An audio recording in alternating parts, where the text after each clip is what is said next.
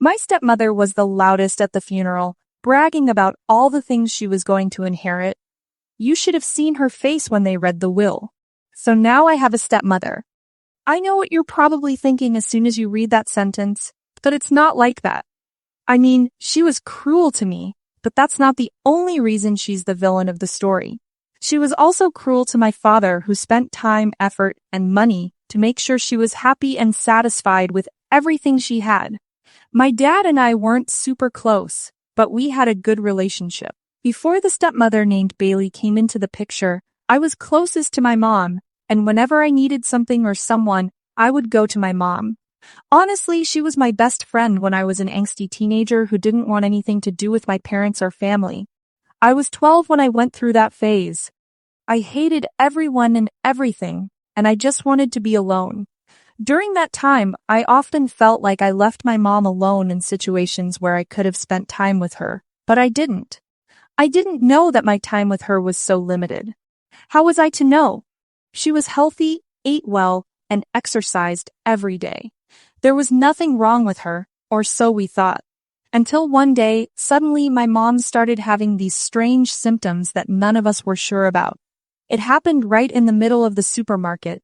At first, she probably thought it was anxiety or something like that, but it got worse. She started vomiting, and her jaw hurt a lot, so we took her to the hospital. That's when the doctor told us that the symptoms she was experiencing were actually symptoms of a heart attack, not anxiety. The reason my mom thought they were symptoms of anxiety was that she used to suffer from anxiety, which affected her physical health. She also had jaw pain and shoulder pain, all of which were physical signs of anxiety. So when she had them again, she thought it was the same old thing. I didn't blame her, but I wish my dad and I had taken those signs more seriously than we did. She died of a heart attack shortly after arriving at the hospital. We were told there was nothing we could have done to make things better because we brought her in too late. I was devastated, and so was my dad. I became so involved in school and extracurricular activities that I didn't have time to think about grief. I just kept distracting myself whenever I felt myself getting sad. That was my defense mechanism. My dad's defense mechanism was anger. He didn't yell or rage, but he redirected all the sadness and pain he felt into annoyance and irritability. Since I was the only one living at home with him, he took that out on me. However, he was still a good father. During that time, things started to change when he met Bailey. My stepmother and my dad met at a business meeting or something similar. I'm not sure exactly, but I do know they didn't work at the same company. At least that's what Dad told me when he first introduced me to her. He started very lightly. He asked me how I felt without Mom around all the time, if I missed having a female figure in the family, and if I would ever want one. You know, stuff like that. I didn't think much of it because I thought he was genuinely interested in me and how I was dealing with Mom's death, considering it had only been less than a year since she passed away. But then one night while we were having dinner together, Dad suddenly dropped this bombshell. He told me he was seeing someone, that she was very interested in him, and how nice she was. He seemed so happy about the whole situation that I didn't think twice before agreeing to meet her. In my mind, if I were nice enough to her, my dad would be happy. After I had suffered all year just trying to get over Mom, I wanted to do everything I could to support him and show him that I wouldn't let anything get in the way of his happiness. That was what mattered most to me in the beginning. Bailey was really kind. The first time she came, she even brought me flowers in a pretty shade of lipstick that I absolutely adored. It was so nice and satisfying to see the color return to my dad's eyes and face just by being around this woman. She was also really kind to me. She made sure I was included in the conversation, made sure I felt comfortable, and let me know I could ask her anything. Obviously, I thought she was perfect for my dad. How could I not when she made my dad so happy? A week later, my dad told me they had made their relationship official and were now dating. I was happy for them, and I started seeing her more often. It was nice at home, too. It was fun. Everything was going great. Then they decided to get engaged, and their engagement and marriage seemed so rushed. I had no idea how to deal with it because I felt like one day they were engaged and the next they were already planning their marriage. Again, I didn't really care that much because Dad was happy and everything was going well. In fact, I was optimistic that life was going to get a lot better now that we were going to have additional support systems in the family. Of course, my luck was bad, because not only did her attitude change toward me, but she also managed to convince my dad that I wasn't worth all the attention. I was 16 when they got married, and now I'm almost 19. So, it's been 3 years since I've had to put up with her and her stupid ideologies and rules in my life. Dad's attitude started to change very quickly. He didn't pay attention to me, he didn't care what I was doing, and he didn't even talk to me some days. He was so involved with Bailey and what she wanted to do that he completely forgot he had a daughter. It's like he took care of my financial problems and all that, but he wasn't there for me emotionally, like a father should be. At one point, I asked him if I could borrow some money because I wanted to go to this concert with my friends, and he got really mad at me because Bailey told him it was very ungrateful of me to try to ask him for money, especially since, according to her, I was already living under his roof for free and eating the food and everything else for free. It shocked me because my father had never made me feel like I couldn't ask him for money if I needed it. Seeing him act this way was very alarming. Then it started getting worse. He just took out all his frustrations from work and everywhere else on me, because he was too much of a coward to take it out on Bailey. So I always prepared myself mentally and simply braced myself to receive insults and ridicule. If my dad was in a bad mood, if he was in a good mood, barely paid attention to me. As this continued, I thought that he really wouldn't care about me at all, and that I could do whatever I wanted without any consequences for my actions. That's when I started acting out. I went out to parties every day, spent the day with my friends, and never helped out around the house. I also started ignoring both of my parents. My dad didn't even notice that I was trying to ignore him, but when I started doing it with Bailey and ignoring her calls, she started getting angry. The only reason I didn't want to answer her calls was that she only called me if she needed me to do some work. Most of the time, I was so tired from classes and my part-time job that I didn't really have the energy to do all the chores around the house either. But neither of them cared about me or my worries.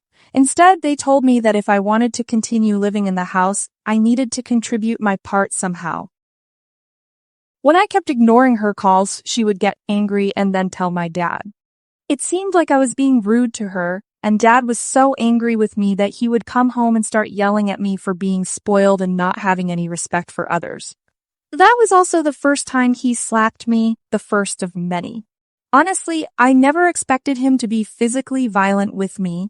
I also didn't expect him to be rude to me, but then he completely changed and started treating me like a stranger. So I guess I shouldn't have been so surprised by the whole thing. Anyway, things were really bad at home. My dad was getting really abusive and angry with me, and Bailey didn't seem to care at all. To fix things, Bailey got pregnant. Oh my God. Bailey became much more manipulative after getting pregnant. It was really crazy. According to what I suspect, it's because she wanted Dad to disinherit me and for everything to go to her and her son. The best way to do that was to show my father that I was a spoiled brat who deserved nothing from him, while she and her son were the personifications of angels on earth. Obviously, the more manipulative she became, the worse my father got. He also did everything she asked him to do.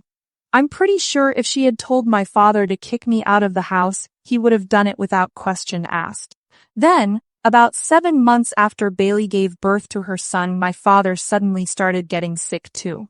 He was getting weaker, starting to lose weight, he had a fever, and all that. So we took him to the doctor, and it turned out my father had stage 4 cancer. He had about 6 months left with us. With all the treatments and everything, I was devastated. Even though he didn't really care about me, I still loved him. In my head, he was still there.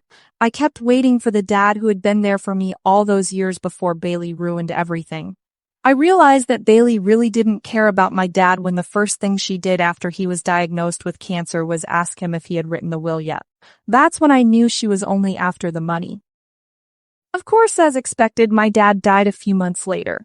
It was terrible, but I was also kind of happy because the last month or so was awful for him. I could see how much pain he was in. Even though he was on medication, the chemotherapy and all the other treatments were very uncomfortable and painful.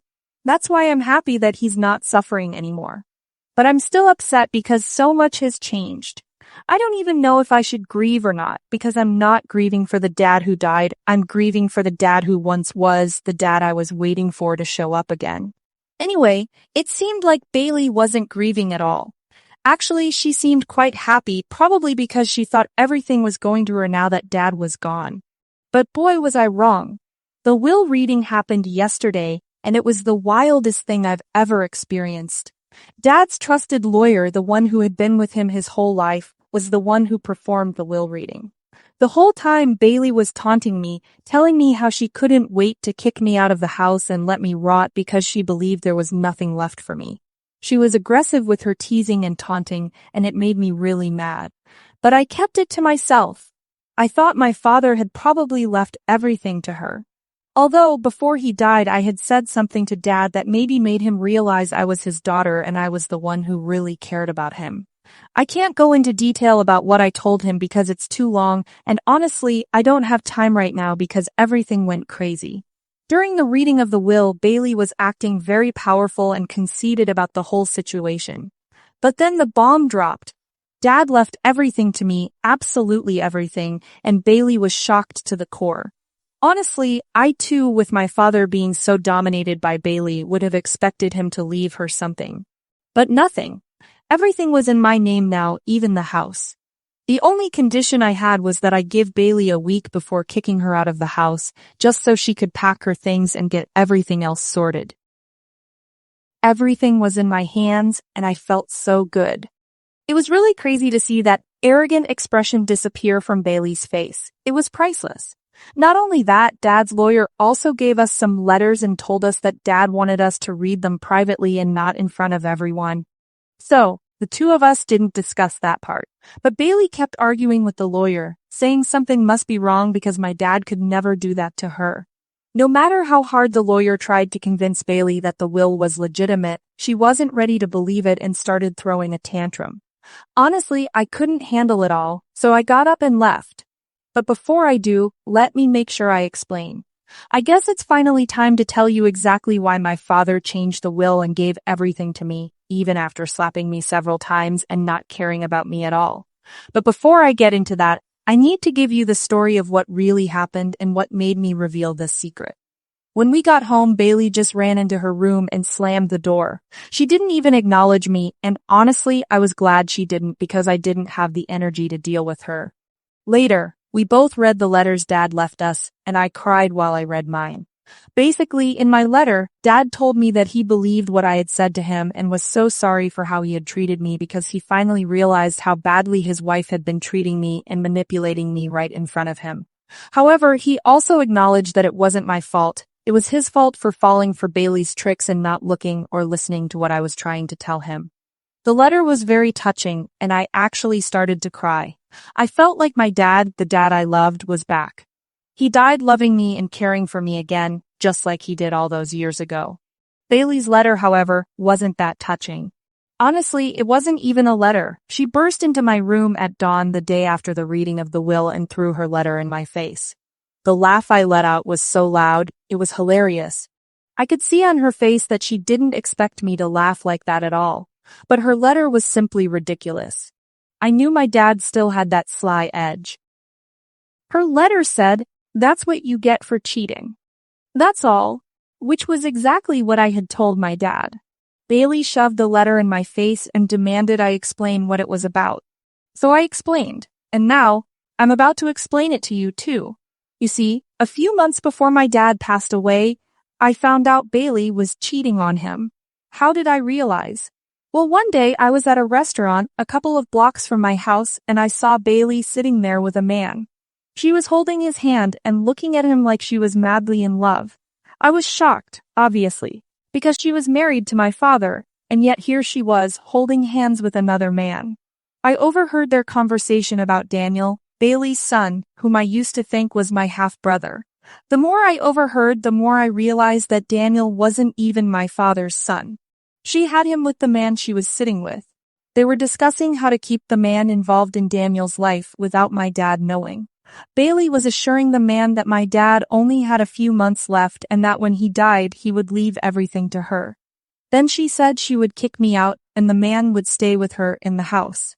Thank God, I thought quickly, because I recorded the entire conversation. I knew Dad wouldn't believe me just through my words because he was still being manipulated by Bailey. But I also knew that recording alone wouldn't be enough, so I decided to get additional evidence. I sent hair from both Dad and Daniel for a DNA test to see if they matched. I knew they wouldn't, and I also knew there was no way my dad could argue with objective scientific fact. I received the results a month before Dad passed away, and honestly, I genuinely thought my dad wouldn't do anything about it. I figured he'd probably yell at me later for butting into his business. That's why I was so shocked when I found out he left everything to me. When Bailey heard the truth about how he found out, she got mad at me and started cursing me out. She yelled at me, blamed me for ruining her life and Daniel's too, and told me that if Daniel had problems in life because of all this, it would be my fault. She said I ruined it for him. I told her that if she cared so much about providing for her son, she wouldn't have done this in the first place. I reminded her that she only had 6 more days to get everything sorted out before I kicked her out. Her reactions were honestly so satisfying and I'm still thinking about them. The lawyer later came back and brought even more good news for me, though bad news for Bailey. Yesterday, the lawyer called and told us to meet again because he had something important to discuss. I'm pretty sure Bailey thought there had been a mistake earlier and that she was finally going to get something because she was smiling at me the whole car ride. Honestly, I was starting to get a little anxious about the whole situation because Bailey seemed so confident. However, her confidence quickly crumbled. When we got there, the lawyer explained that there was another house I had inherited through my dad. Apparently, it originally belonged to my mom's parents. When she died, my dad gained control over it, and now that he's gone, and since he left everything to me, that house belonged to me as well. The lawyer even said there were no conditions on it, and that I had complete control over the house to do whatever I wanted. I was so excited because I was finally receiving something that connected me to my mom. But unfortunately, as always, Bailey destroyed that bit of excitement in less than 5 seconds. She created a scene about how unfair it was that I got so much and she got nothing. Then she started blaming the lawyer, saying he was wrong and even accusing him of lying because I asked him to. She argued that the lawyer should have mentioned the house in the previous reading, and the fact that he brought it up days later was very suspicious. The lawyer calmly explained that the reason it took a few days was that they needed to confirm whether the house was legally in my dad's name. Since it had belonged to my mom and her family before, that confirmation was important. He didn't want to put me in a situation where I'd have to return the house if it wasn't legally mine. Bailey didn't like that answer at all. She stormed out of his office, leaving me embarrassed. I even had to apologize to the lawyer for the scene she caused. On the way home, Bailey tried to convince me to give her the house we currently lived in because she said it was incredibly selfish of me to keep both. I ignored her as best I could, but she kept nagging me even after we got home. At that point, I had had enough of her selfish behavior and constant complaining. The only reason I was even in this mess was that she couldn't keep her hands to herself and ruined everything. Now it's nighttime, and I think she's finally asleep. Thank goodness, because I can't deal with any more of her complaints today, especially after already yelling at her once and telling her I wasn't going to give her a dime. It's best if she uses her energy to find a job or a place to live. It's finally been a week, and honestly, this has been one of the hardest weeks of my life because of Bailey. I've been so overwhelmed with everything that I really felt like I was going to break down. And if you haven't figured it out yet, Bailey definitely wasn't planning to leave the house without raising a fuss. I should have expected it. She spent the whole week trying to convince me to help her because she had nowhere else to go. She said she didn't want to stay with the guy she had a baby with because he lived in a small apartment and she didn't think she'd fit in well there. At first I gave in because I started to feel sorry for her. She's pretty good with emotional blackmail, and she knows exactly what buttons to push to get someone to agree with her. I was almost about to give in, but then I remembered how she once told my dad that I needed more beatings to realize things. That's when I decided I wouldn't help her no matter how emotional she got. Then she told me that she had a lawyer friend and that I could easily ask him for a favor to make her give up some of the things I inherited from Dad. She was basically threatening me, saying she was going to make me give in somehow. But I knew it was a lie because her hands were shaking when she said it, and that always happens when she's lying. What made me the angriest though was that she tried to steal from me. On the 7th day, I told her to pack everything she needed because I didn't want her in the house the next morning. The next day, she seemed really grumpy, but she didn't put up a fight, even though I expected her to, since she had been fighting with me all week. An hour went by, and she still hadn't appeared in the living room. I figured she must have had a lot to pack, so I let it go. But then I wanted water, and to get to the kitchen, I had to walk past her room. When I went into the hallway, I noticed her door was open. That's when I saw her stuffing all my gold jewelry and cash into her suitcase. I knew I had to catch her red-handed because otherwise she would find a way to talk herself out of it. So, I quickly grabbed my phone and recorded her putting everything in the bag, looking absolutely crazy. Then I proceeded to call the police. While I was waiting for them to arrive, I decided to confront her. At first, she denied everything, but I stayed calm. I wanted to see her face when the police arrived, and I showed them the video. And let me tell you, I was not disappointed. The shock on her face was priceless. The police had enough evidence, so they arrested her right there and dragged her out of the house. Once that was done, I felt relieved.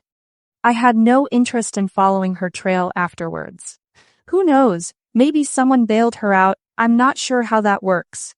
But honestly, I doubt she really has anyone she can trust, because she ruins every relationship she's in anyway. Even though I wanted to keep her away from me and never interact with her again, she showed up at my house 2 weeks ago. Apparently, she had gotten out of jail and had nowhere else to go. Daniel was staying with his real dad, but he wasn't willing to take Bailey in anymore because he didn't trust her not to steal from him. She told me all of this while crying and begging at my door, asking me to let her stay in the house, or at least give her some shares of the property I inherited so she could make her life better and live in peace. But why would I help her find peace when she made me spend 3 years of my life in chaos? She kept me on edge every single day because I never knew when she or Dad would take it out on me. She didn't deserve my help at all, so I told her to leave. I told her no. I wasn't going to help her in any way because I didn't feel sorry for her. The only thing I felt toward her was hate. And if I acted on that hate, I could have made her life a lot more miserable. But I didn't because I want to keep my own life peaceful, and all Bailey ever does is ruin it. Still, she kept showing up at my house, complaining about the tiny attic-like space she had to live in. According to her, it didn't even have enough room for more than 3 people at a time. Bailey claimed she would do anything to make me forgive her. She wanted to stay in the house with me. I was so frustrated with her and her actions that I threatened her. I told her I was going to call the police. I made it clear that she had to leave me alone, or I would file a restraining order against her because she had already caused me so much trouble. The thought of me calling the police scared her, and she left. It has now been 2 weeks, and she still hasn't shown up. I take that as a victory and assume I scared her enough to make sure she doesn't come back into my life again.